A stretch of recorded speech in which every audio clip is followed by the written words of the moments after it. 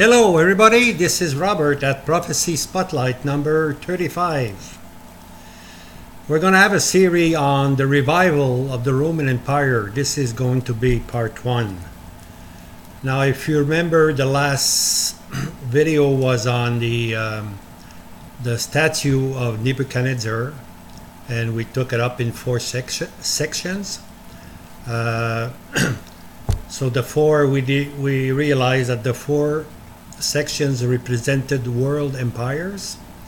The first one was Babylonian Empire, followed by the Mede-Persian Empire, and then came in the Grecian Empire with Alexander the Great, and then came in the Roman Empire. Now this 4th one is the most important one, because this is the empire that was there when our Lord was presented, and under their leadership the Lord was crucified. Okay, so like I say, if you want to join us, you can always join us at on the YouTube channel Prophecy Spotlight. You'll need to subscribe to it. Okay, now let's proceed. It's going to be a series, like I said, on the revised Roman Empire. Okay, this is going to be part 1. There'll be several parts. In Revelation 13 verse 3 we read, "And the whole earth wondered after the beast." The same terminology would be the revival of the defunct Roman Empire, or the reappearance of the imperial head. One of his head was slain to death, or resurrected Roman Empire. These are all the same terminology. So the world will wonder after the beast. That is, after the revival, the appearance, the resurrected of the Roman Empire. All the world is going to be wondering. We thought it was dead. We haven't seen it for years and centuries, and suddenly it's going to come up again. And it's called the Roman Empires. Now, "And in the days of these kings shall the God of heaven set up a kingdom which shall never be destroyed, and the sovereignty thereof shall not be left to another people.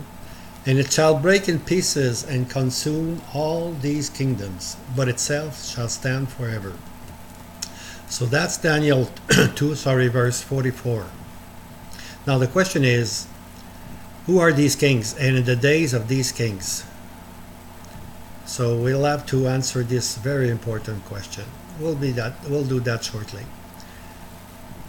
In Daniel 2 verse 34 to 35 we read, "Thou sawest till a stone was cut out without hands, and it smote the image upon its feet of iron and clay, and broke them to pieces.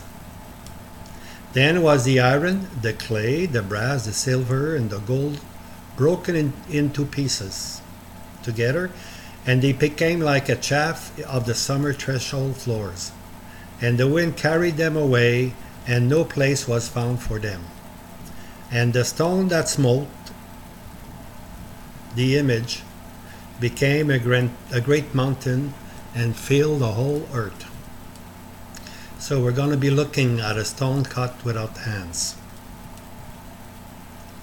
Now it is said that this stone smote the image upon its feet. Okay, so the feet is the last part, or the 4th empire, which is the Roman Empire. We know the Roman Empire is deceased now, but it will come back to life again, and then at that time a stone will smote the image at its feet. Now it says a stone cut without hands. That is, without any human intervention, God establishes the last kingdom. In Revelation 11:15 we read, "The kingdom of the world of our Lord and his Christ is come, and shall reign to the ages of ages." So the great mountain fills the earth. This was and is primary object of prophecy, Christ and his kingdom. So we are at the stage where Christ will introduce his kingdom. In the days of these kings, when a stone without hand comes and breaks the feet of the fourth kingdom, then Christ will establish his kingdom. Okay, the toes and the feet. The feet which are made of toes of iron and clay are struck by the stone without hand. That is to say, no human intervention. It is divine intervention. The kingdom is then established. These 10 toes are represented specifically in Daniel 7:7 as being 10 horns or 10 powers. There's your verse from Daniel 7:7. After this I saw in the night's vision, and behold, a fourth beast, dreadful and terrible, and exceeding strong. And it had great iron teeth, and it devoured, and broke in pieces, and stamped the rest with its feet. And it was different from all the beasts that were before it, and it had 10 horns. Also, we read in Daniel 7, verse 19 to 20, Then I desired to know the certainty concerning the fourth beast, which was different from them all, exceeding dreadful, whose teeth were of iron, and its nails of brass, which devoured, broke in pieces, and stamped the rest with its feet, and concerning the 10 horns that were in its head.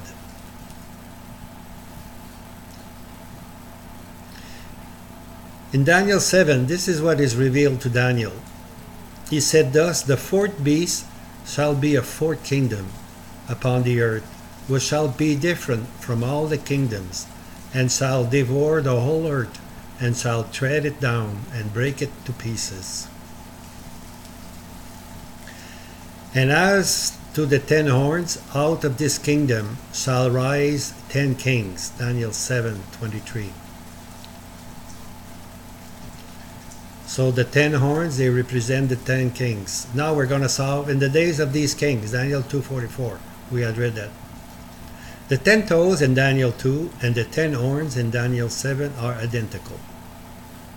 So in the day of these kings is a reference to the last days of the Fourth Empire, the Roman one, but in a latter day as a revised Roman Empire. The original one crumbled down to pieces in 476 after Christ.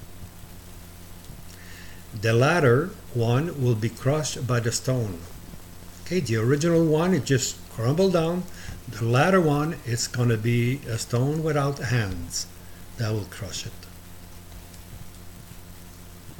And the kingdom will be established. That's what we call the Great Mountain. So this is going to be all for number 35. We'll come back with number 36, 7 heads and 10 horns. So have a good day for now.